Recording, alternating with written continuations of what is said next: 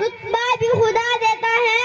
استاد وہ سمندر ہے جو دونوں کو بڑھا دیتا ہے.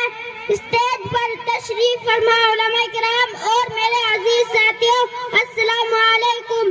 میرا نام محمد سمیر ہے اور میں مدرسہ تعلیم القرآن موضع امبیٹا قصبہ کاندھلا ضلع شاملی کا ایک چھوٹا سا طالب علم ہوں. میری آج کی تقریر کا عنوان ہے استاد کا مقام و احترام.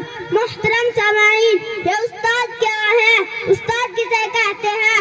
استاد وہ مبارک ہستی ہے جو گمان کو یقین میں بدلتا ہے.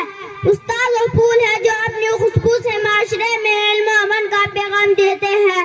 جو قطروں سے ہیرے تراشتا ہے، یہ وہ ہستی ہے جس کی نگاہوں میں شفقت، لہجے میں مٹھاس اور رویے میں نرمی و شائستگی ہوتی ہے.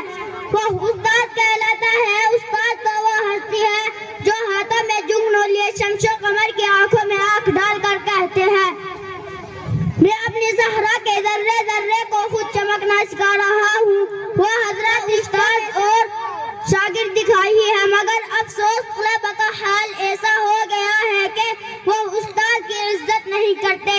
تو اس کا نتیجہ یہ نکلتا ہے کہ کامیابی ان کی مقدر نہیں بنتی. والدین صرف بچوں کو فرش سے سہولیات پر پہنچاتے ہیں. اللہ تعالی ہم سب کو استاد کی قدر کرنے کی توفیق مرحمت فرمائے. وما علینا الا البلاغ.